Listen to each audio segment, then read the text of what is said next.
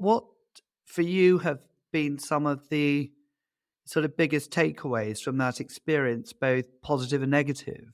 For going back into your career before you made this switch into sales enablement, which is such a, I can see it's such a sort of career defining, life defining sort of shift for you in leaving that sort of sales. Well, it's still sales, but more into that enablement world. I first of all, I agree. It is still sales because what you're literally selling is the ongoing experience and that journey of helping the sellers. As part of enablement, it's critical that we're actually listening in on calls. We're still out in the field, if you will, because the more ivory towered we become, the less impactful and useful we are to sales folks, Hmm. thus less impactful to our prospects and our customers. Now, to answer your first question, not only have I experienced, I'm going to be completely vulnerable right now and say I've even shared and rolled out some really bad enablement early on in my career.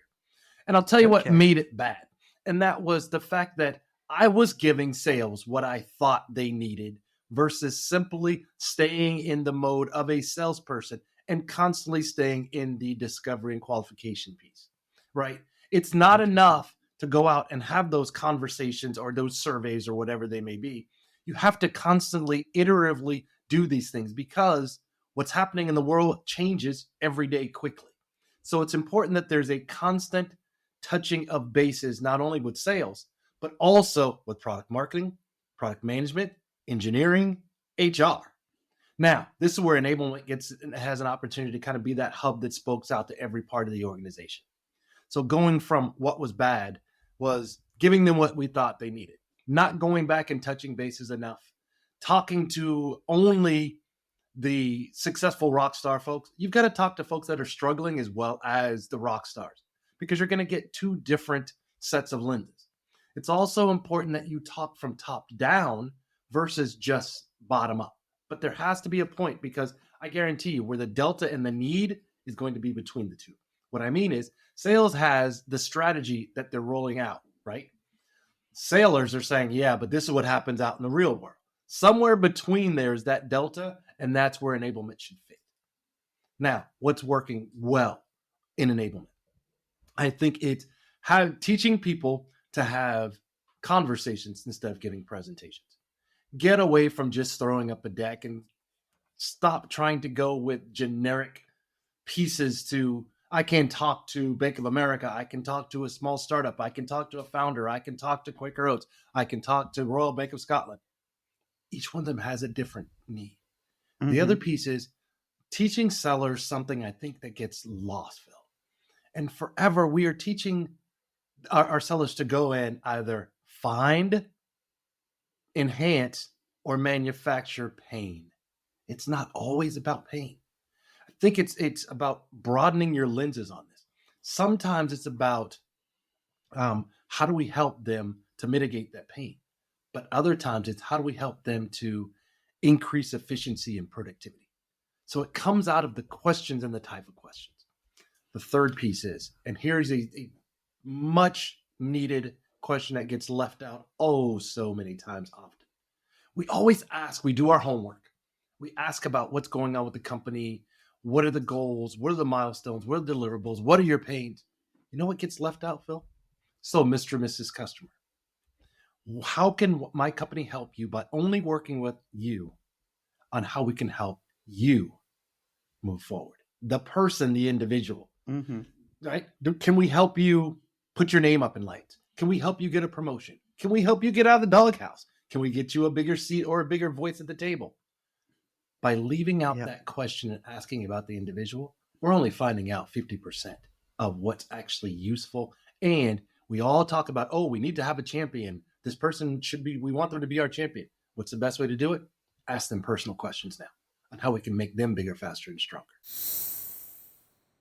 100% agree that so much of sales is about building that relational experience. But I mean, just to share with you some of the research that we've done on the topic, and you talk about this in your book as well. You talk about the buying cycle and getting getting a buyer perspective and then working back from that. And that's exactly what my research was. And I've interviewed as part of my doctorate, I think part of the doctorate program was something like 79 different customers from around the world about how do they want to be sold to.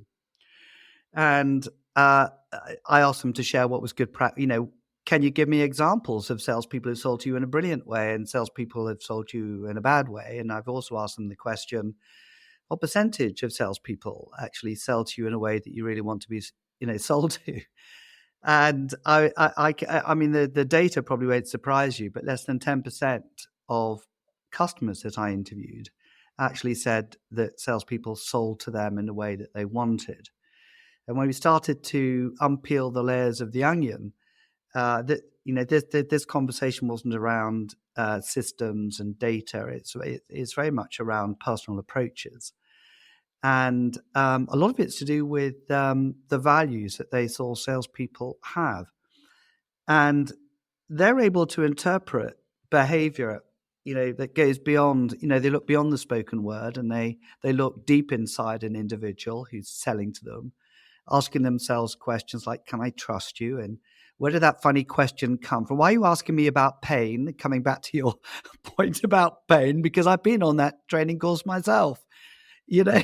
So, I mean, the thing that kind of staggers me a little bit is that percentage figure. I mean, which I'm sure is not anything new to you, and you've probably seen it through your experience as well.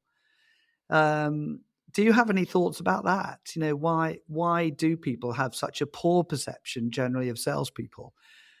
I think it really comes down to this and having a number of conversations ongoing with salespeople. And also, remember, I'm all generally their ideal client profile. So I get pitched a lot as an enablement leader. And what I've realized that turns people off is when you start trying to sell me or you Yeah. start talking about what I call bits, bytes, and bots, which are your features and benefits. And when you try and come in, as I said earlier, and you have that, you throw up that presentation versus really asking questions and having a conversation. When you make this thing so generic that it feels like you could probably leave here and walk across the street and give the same exact information that you just gave me. And I'm starting to realize the reason is because, and not just learning, but let's confirm, um, relationships are the backbone of success. And that is really about helping. It's not about selling. I know it's called sales, but I believe there's never been a time where leading with humanity and EQ has meant more than it does today, especially what we're starting to come out of the last few years with COVID. If Mhm. that thing has taught any of us anything, it's taught us two things. One, get comfortable with being uncomfortable because your Mhm. life can shift in a heartbeat. And the second piece is EQ and EQ and humanity is really what moves the needle. But I'm going to put one above all of that, and you said it earlier, and that is understand the buyer's journey, first, Mhm. second, and third, because you need to understand who buys. Do they have buying seasons? Do they have buying cycles? Do they have buying committees? And the person you're working with, is this an influencer or is this a decision maker? And you treat them both equally. And that's where people change. If you're not a decision maker, I'm just going to kind of hush you aside. No, no, no, no. If I've learned anything from my travels internationally, and that is not always does the biggest voice and vote sit at the head of the table. Phil, do you think, well, there's two parts to this question. What is the difference between change and transformation? But I just wanted to add, based on this conversation, is can commission and bonus structures drive transformation for organizations? Okay. Well, I think Greg is going to be very familiar with probably what my answer is to the first question about the difference between change and transformation, because we cover this topic in so much detail on the master's programs that we run. And we often refer to the analogy of the caterpillar and the butterfly, and change is not building a faster caterpillar. Change is a caterpillar transforming into a butterfly, and it's something that's sustainable, and it's something that cannot be changed back. So really, you're talking about a sort of fundamental change of typically values and belief systems. And I think a lot of people talk about transformation, and I think it's possibly an overused word. I think a lot of people talk about transformation in the context of faster change or quicker change. And that indeed might be the right word, to be used, but they use the word transformative. We as as an organization only use this word in the context of a very deep rooted change of values and belief systems.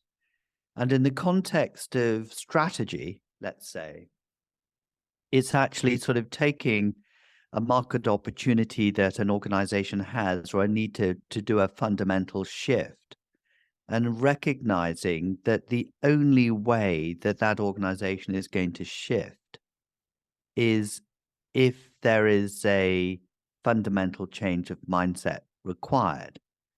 It's not a better CRM process. It's not different kind of sales structures, but it's a different way of thinking about how the business needs to be run and what's going to drive the business forward.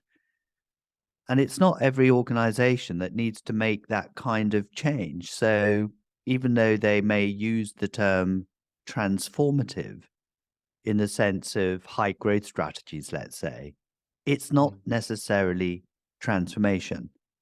I mean, we had a very interesting conversation this morning with the head of sales of an organization. He has about 2,000 salespeople inside his organization in EMEA.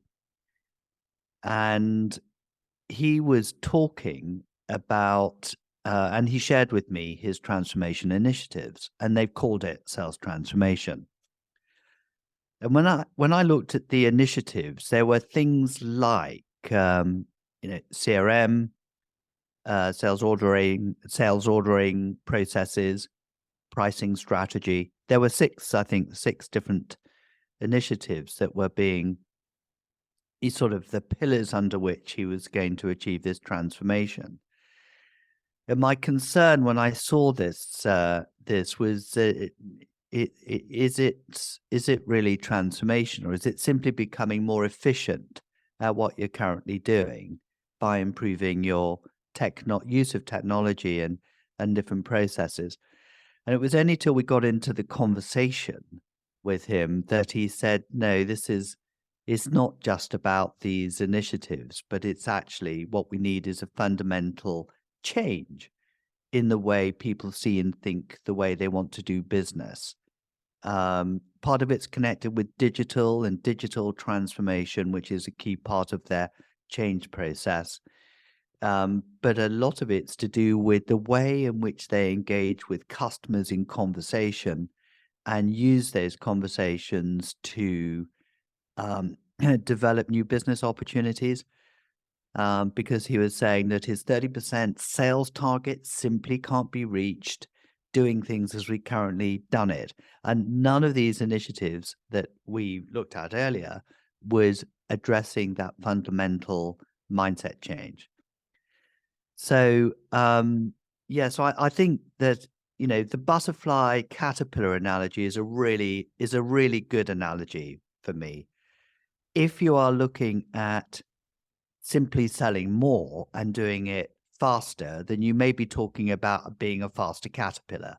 But if you are looking at some more profound shift required, then that could be transformation.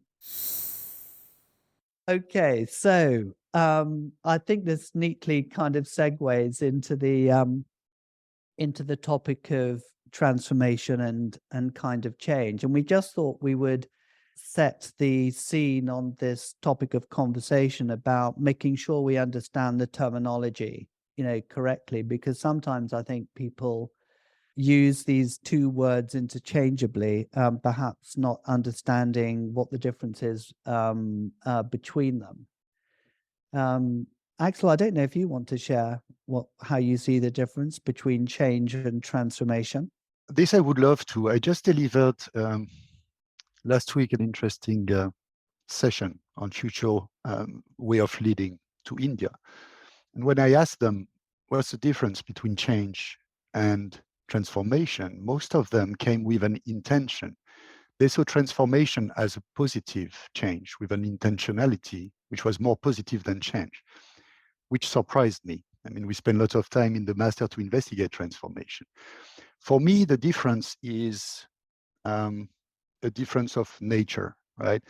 The change can be done and undone, right? You can move on on a diet, and then you can take some weight back, right? So that's a change. Transformation is different. Transformation cannot be undone. That's what we call a second level change. So when you go into a transformation, there is no way back. It's a very deep rooted change, something that usually impacts your belief systems, your mindset. It's not, when you know that the earth is round, then it's round. You cannot come back and say, now it's flat, even though some people might question, but usually that's how it is. So transformation cannot be undone. Now we can talk about level of magnitude, but I don't think that's the most important. Something also that sometimes is surprising, just to throw it on the table, is that transformation is has a start and an end, right? There is a point where that transformation occurs, right? So you can create an environment where that transformation can take place. And that's what I would like to discuss about with the master program. While change is more of a continuous process, kind of innovation, things that are incremental to a normal daily routine. Transformation is different. There is something that happens that starts driving that transformation, that makes that transformation occur. It's this continuous process.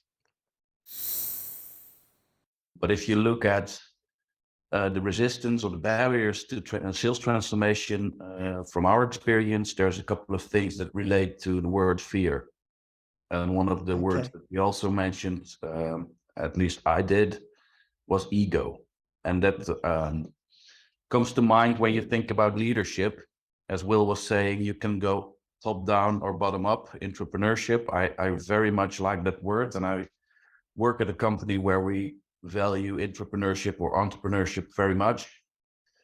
But you can have all the good ideas in the world and make a lot of PowerPoints about it with your team, with your commercial team. If there's no leader that recognizes it or is too afraid to sponsor it, then it's never going to happen. And that's one of the barriers that we identified as a group was very important. The second topic was time.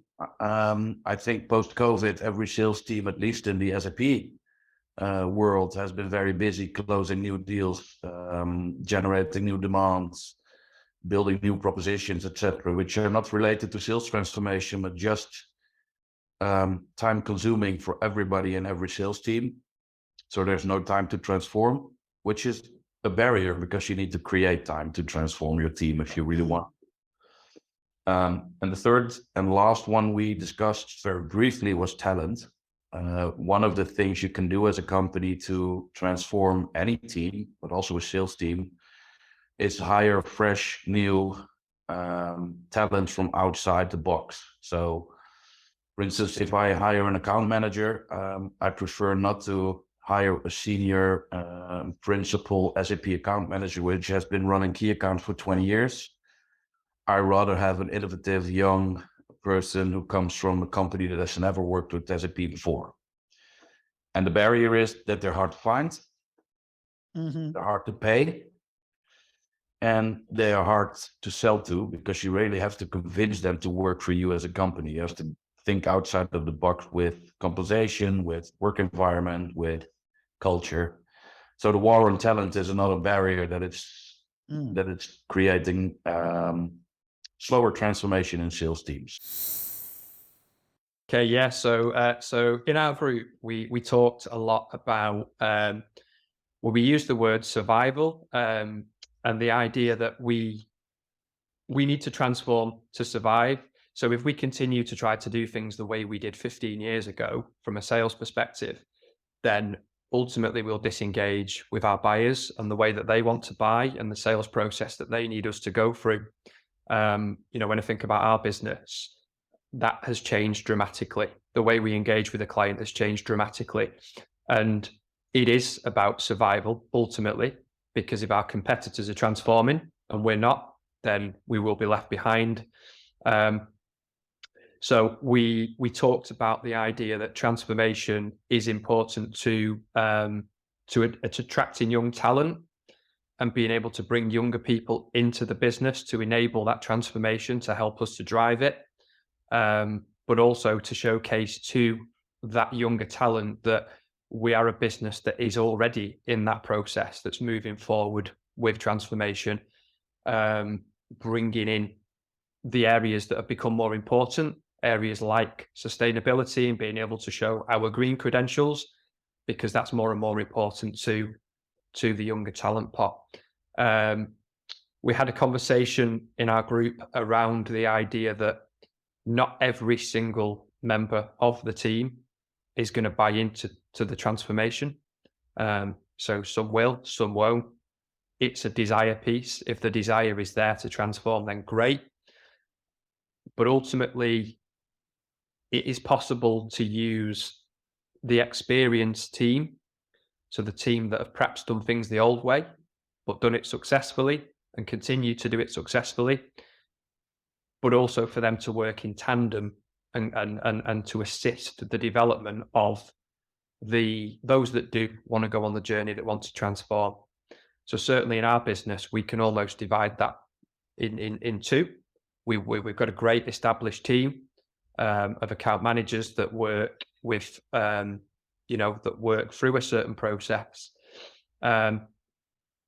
It's probably fair to say that in 100% of the cases that maybe that desire to transform isn't there, but we can still harness the power of those individuals by enabling them to work with the new talent and the individuals that have got that desire to learn new methods and to engage with clients in new ways. So transformation is absolutely key. Trying to tap into every single individual that wants to go on the journey, but timings are different. Some people are happy and ready to transform almost overnight, and some people just need a little bit more care and need taking along that journey over a slightly longer period. But ultimately, the key to it is that it's what our clients need us to do. It's what they're looking for now in that sales process. I think it's fairly widely spoken about that a client or a customer or a prospect can now find out an awful lot of stuff online. They can do their own research, they can do the homework, they can probably know a lot about your product or your service without the involvement of an account manager or a salesperson. So the transformation piece is understanding, where do we bring that value? And those were kind of some of the things we spoke about in our room. I just want to come back to the management angle to begin with, because I think so many of these issues are not just with the mindset of the selling organization, but the mindset of the manager. And we have got examples of some of our students who have inherited a poor performing sales teams selling in a market which is tough, and where the performance across all of the salespeople have not only exceeded target, but exceeded target by a percentage that enables those salespeople to go to winner's circle. This has been achieved, and this may be part of the answer that we could talk about in terms of this proof of concept. This has been achieved by a sales leader who has an absolute passion about the way that they want to be recognized as a leader. So they want to be recognized as a leader, not just by getting one person in the team hitting the sales targets to achieve his overall team target, but every single person in the team doing the same. So they do not regard themselves as a great leader unless all the people cross the line. And hopefully some of those people crossing the line extraordinarily well. So I think a lot of it starts with the vision of the sales leader. And then I think it's linked to a topic that I know, Ian, that you're really passionate about, which is coaching.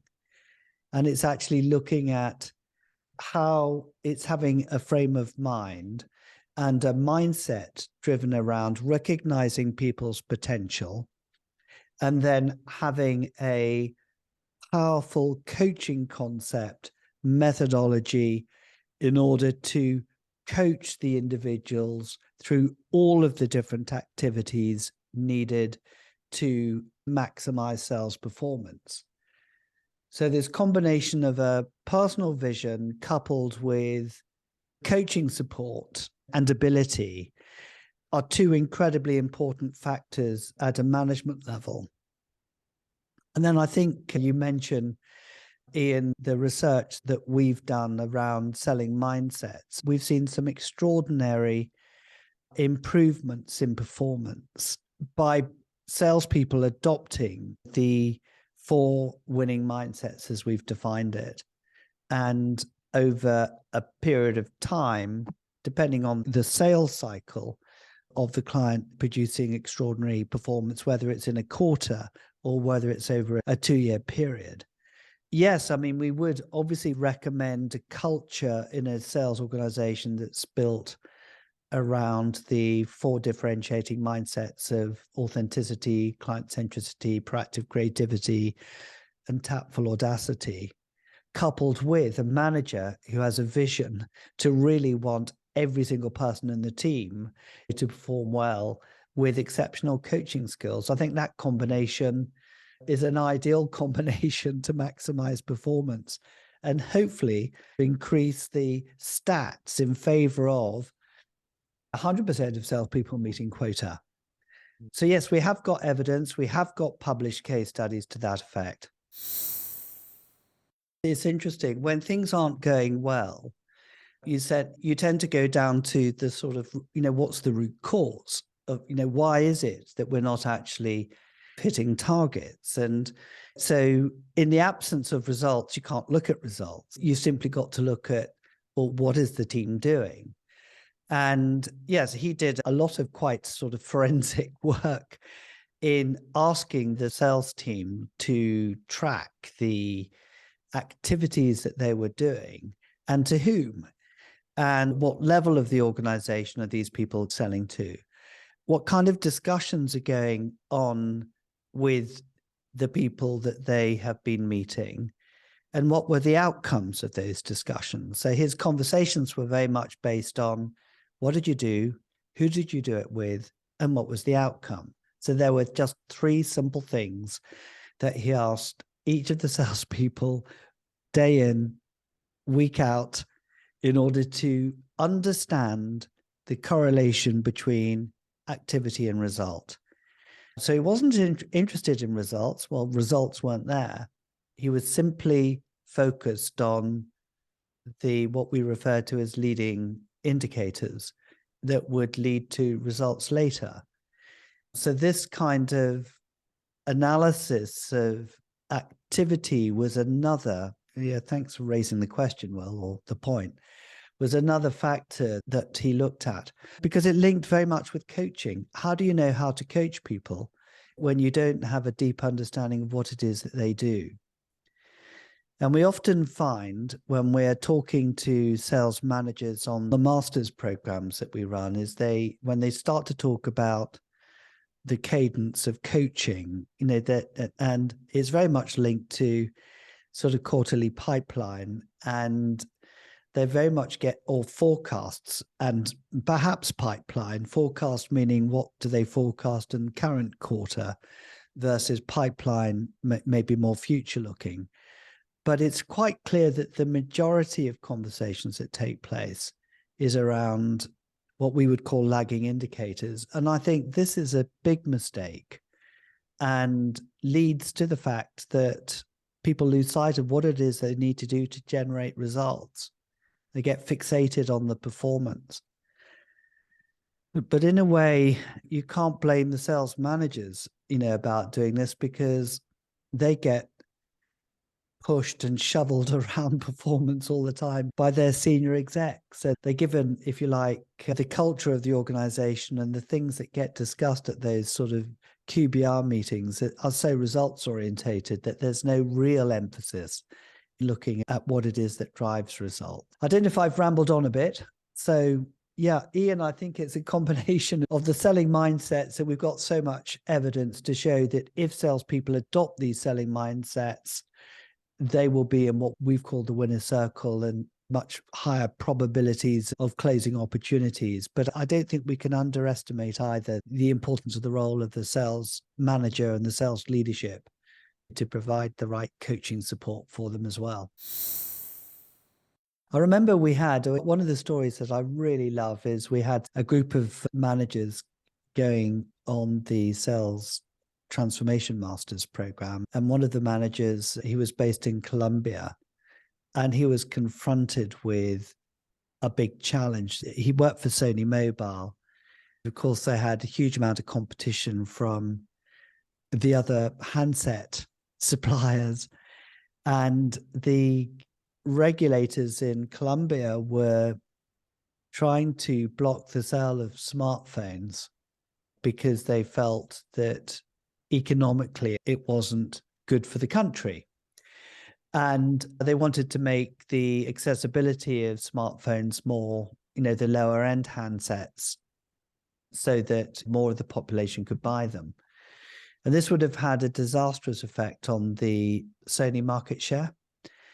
And so what he did, and this happened within a 3-month period, was he adopted the proactive creativity and tactful audacity mindset. And he went back to the regulators and he challenged them on the logic of the regulations that they were about to implement throughout the country.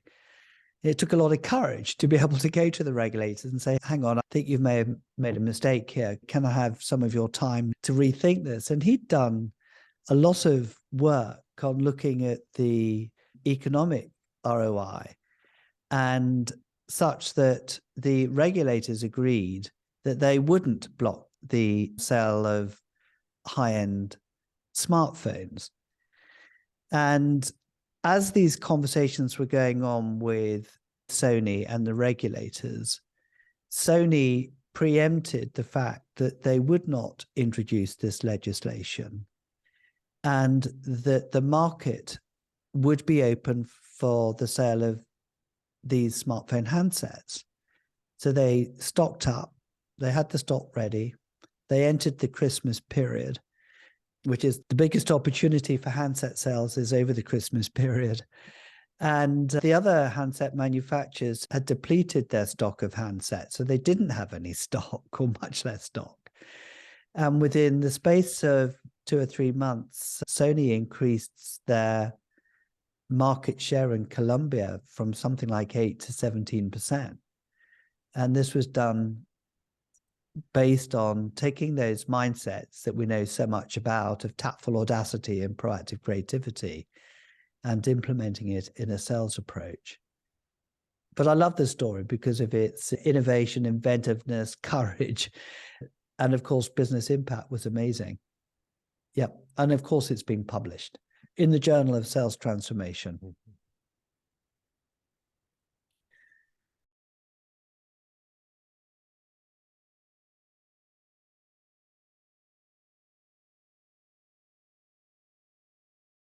Now, I kind of want to talk about, well, how as salespeople can we manage anxiety? I know it's really important from a leadership point of view, and we've discussed that the environment, the culture has to be right, and but for individuals working in sales, what can we do? What are we in control of that can help manage those occasions where you might be feeling anxious. And do you have any experience, Luke, on this that you'd want to share with us? Yeah, of course. So, shortly after my diagnosis with bipolar, I went through cognitive behavioral therapy and a number of other, therapeutical interventions. And the one thing I learned is the importance of communication. And I'll hone in on this because, on one hand, we have talked about the importance of positive leadership, but it's very important for the individual to communicate how they're feeling as best as they can. I'll give some examples of that. If you're experiencing anxiety, let's say on a daily basis, when have you communicated that to your manager? Have you taken the opportunity to share that with them? So as you know, Will, you're my line manager. I'm sure you could testify to the fact that I'm quite transparent about my mental health, and also being quite comfortable to raise the alarm if there's ever any need for it. Give a good example.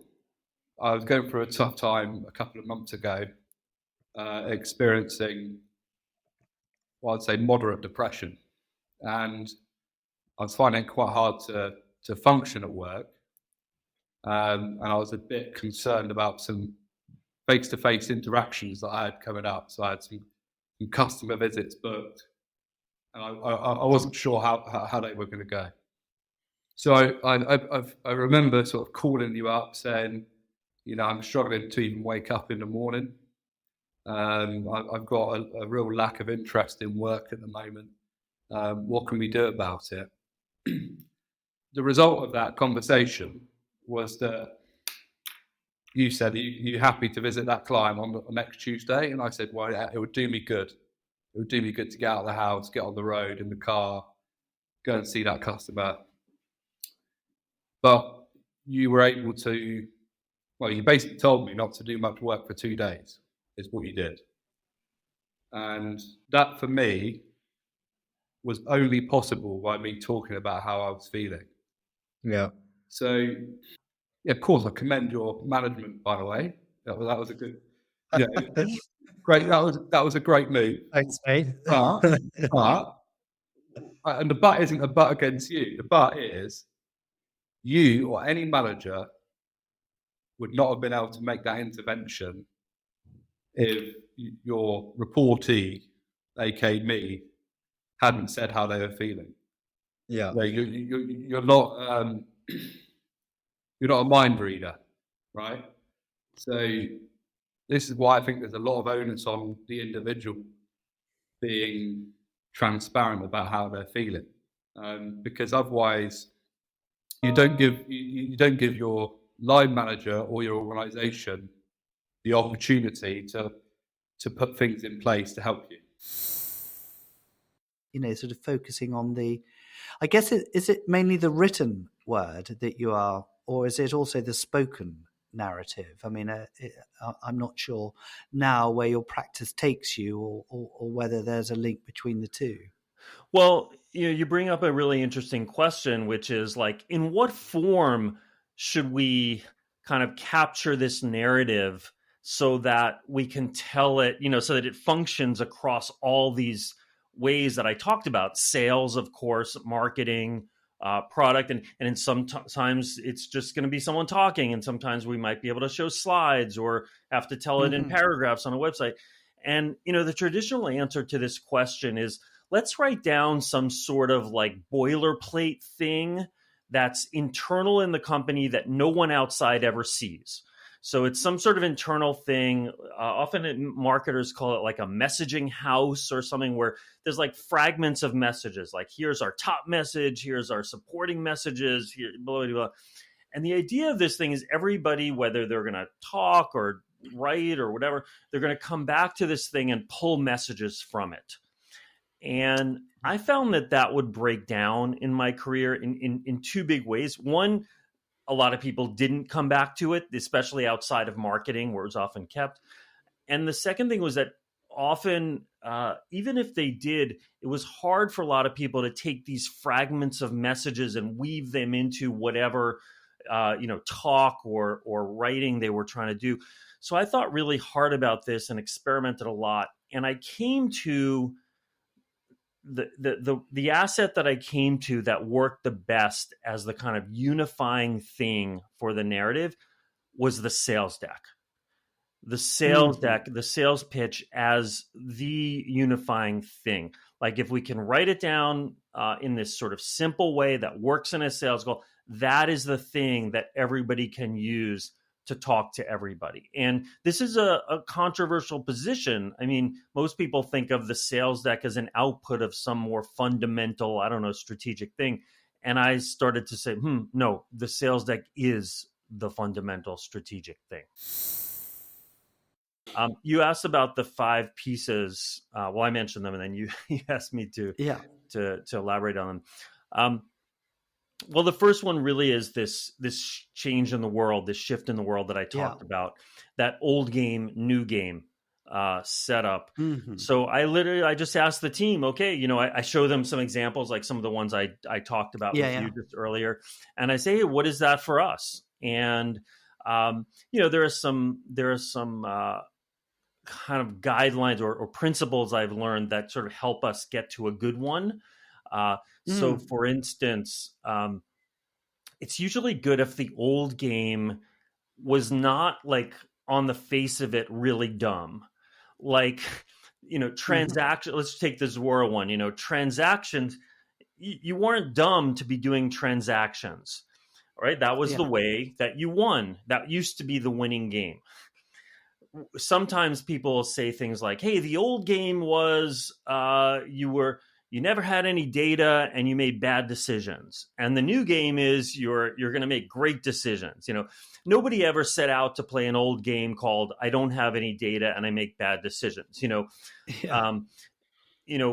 An example that's kind of like that goes to a better place is one that Gong, that came out of my work with Gong, which they talk about goodbye opinions, hello reality. It used to be we kind of ran sales on opinions.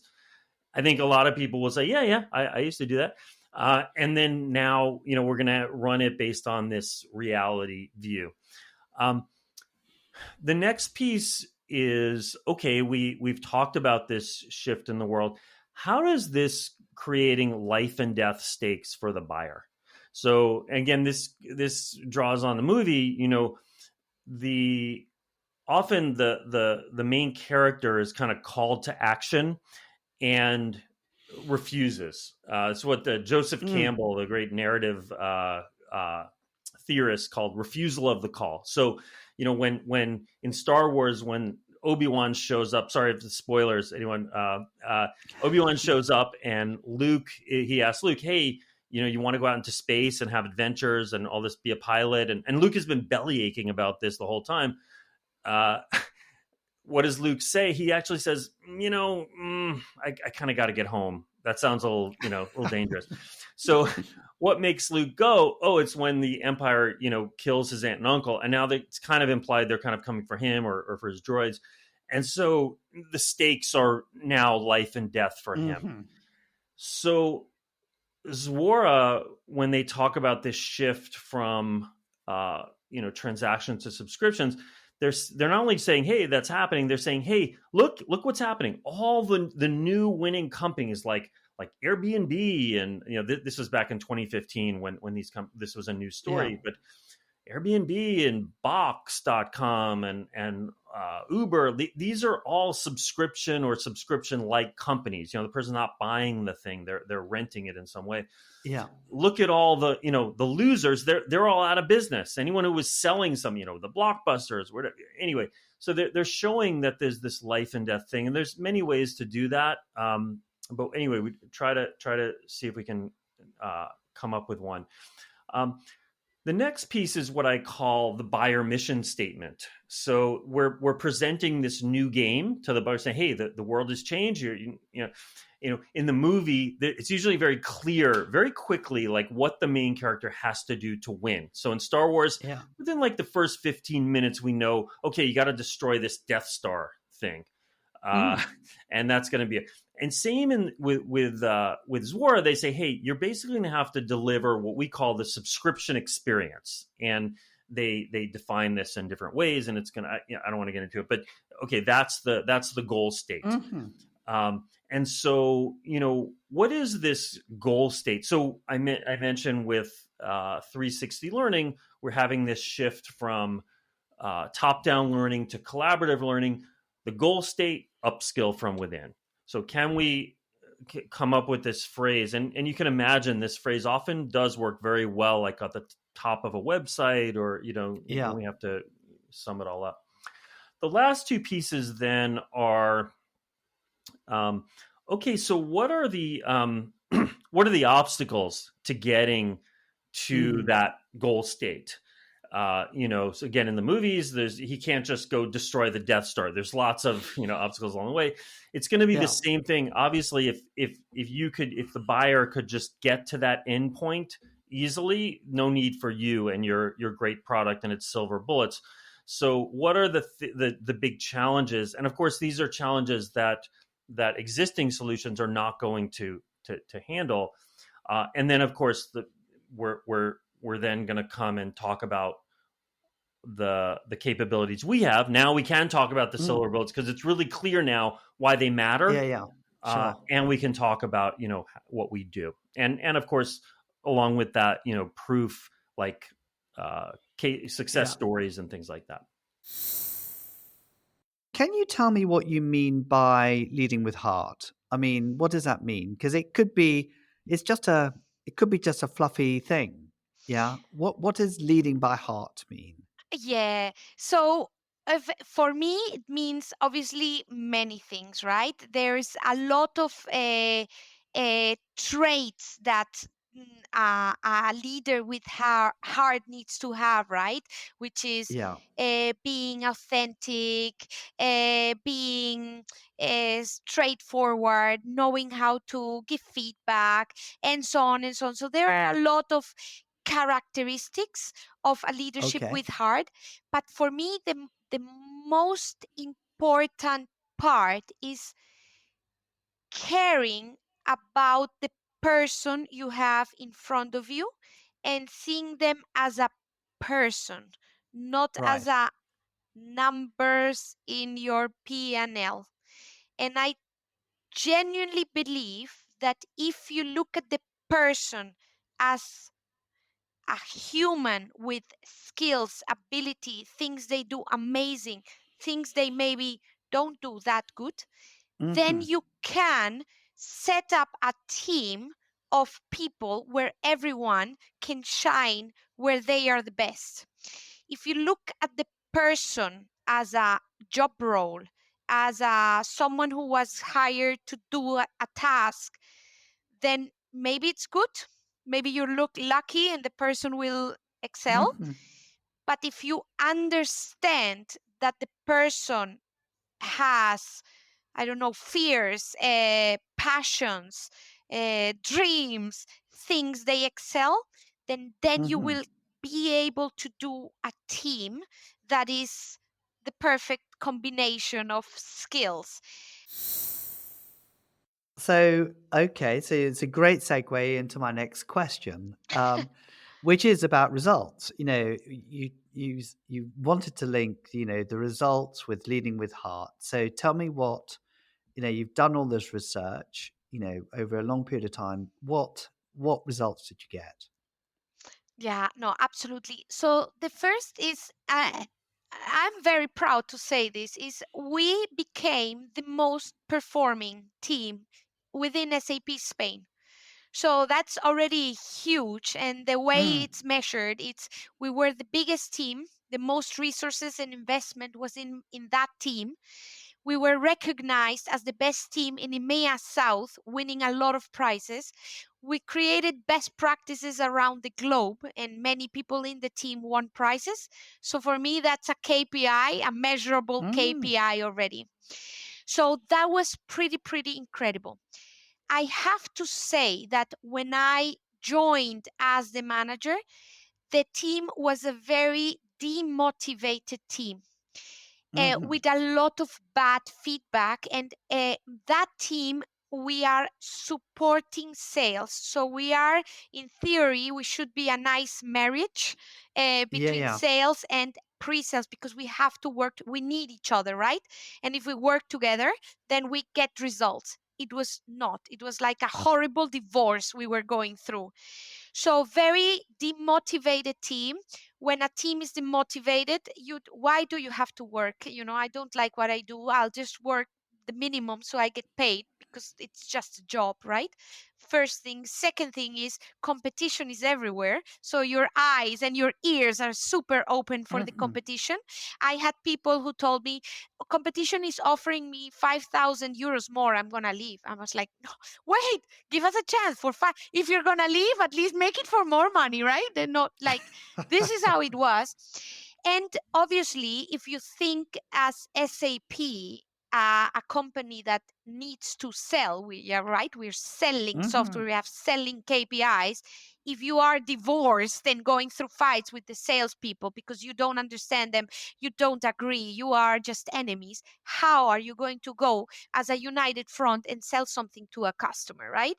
Correct. So this is the first thing we needed to fix. It is, how do you motivate them so they feel like their job is more than, it just is a job because I need to eat and give food to my children, to, my God, there's something in it. I love this. It's Monday and I love what I'm doing. This is the first. And then second, how do you bring them to understand and have that empathy through what sales are going through, their pressure on forecast, on pipeline, on KPIs, and also the salespeople, how do you empathize on the importance of understanding that you need to sell something that the customer wants to buy, not just selling because of the sake of selling. And that made one of the greatest teams in 4 years. At the end, I stayed 4 years in that team. So I think that was the most rewarding exercise, but also the proof, and the KPIs are there, right? Improvement in sales, a bigger team, investment in more team. Nobody left. Everyone is there. People promoted. Absolutely. So I think we've now spoken about some of the context. So it would be interesting, perhaps, if you could define what is a community of practice. Yeah, and I think maybe we should have started with that question, because so far people might be thinking, well, what on earth is it? So a community of practice was a term that a chap called Etienne Wenger came up with through his research with a lady called Jean Lave. I can never pronounce these academic surnames, but in the 90s. It was essentially they were exploring how people learn, and then how people can make implicit knowledge explicit. And then what is the meaning behind it? What does that give other people? But in a nutshell, a community of practice is a group of people who share a common interest or profession and come together to learn, collaborate, and share knowledge and experiences. And it's a way to foster ongoing learning and development, and promotes collaboration and build a supportive network. So that's it in a nutshell. It's a meaty subject. It is. And I think that, must admit, when you talk about communities of practice, you've got communities and practice. Those are the two key words, aren't they? So the practice element is about the learning, and the community is about the people that would engage in the learning. Yeah, the whole notion and what makes a community of practice work is the participatory nature of it. Okay, so without people communicating, you're not going to have a community of practice. It will have a label, perhaps, but it won't exist because it's not being participated within. So communities, just like any business or like any function, it requires that social network to the social construct whereby people want to participate in that and to share things with that. And it can, like the definition suggests, it can be, and you can look at it in through different lenses. It can be at an organizational level. It could be at a team's level. It could just be how you operate across different functions within an organization. So there might be really small community or practices where there's only 2 or 3 people in an organization, but you share the same passion, and that results in you communicating with one another because you share that passion. So yeah, you can look at a community of practice through different lenses. Yes, I think I might. It's not really a curveball question, but it's a connection between the community of practice sharing knowledge and social capital. Yeah, so I came across this TED Talk, which is all about performance, actually. But the beginning of the TED Talk talked about this bit of research that was conducted by William Muir of Purdue University. It was published in 2015. And it was based on an experiment with chickens. Yeah. And what he did was he segregated chickens based on the number of eggs that they produced. So you could say in the sales world, you could segregate your salespeople according to the amount of sales results they produced. And he grouped average egg-laying chickens together, and he put the prolific egg-laying chickens together in what he called a super chicken group. And he kept these chickens in their separate groups for 2 generations. And he found that the average chickens were doing just fine and they were being quite productive and producing eggs. But in the super chickens group, they found that only 3 survived, and that the group had pecked each other to death in the super group. Right.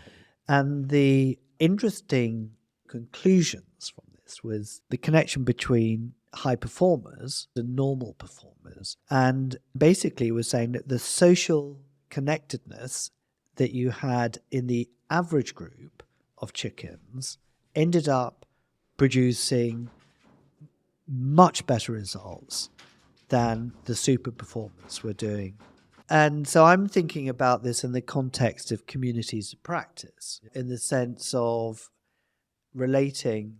Sales is quite an individualistic profession, and we tend to it encourage us to be individualistic. We have our own targets to reach, and we're measured on the performance of those targets. And we're looking at this community of practice concept. And I suppose it's more a question, or it's a sort of thing for us to talk about, is that if we were to look at sales teams as being a community of practice, does the way in which you share information, the way in which you learn, the way in which you have a shared purpose, could that supersede the need to reward salespeople based on performance, for example? Would you get more out of a community of practitioners, salespeople in sales teams, by focusing on all of the positive aspects of communities of practice that you've identified, rather than encouraging individualistic kind of behavior that could be driven by sales targets and the culture of fear, which a lot of sales managers practice?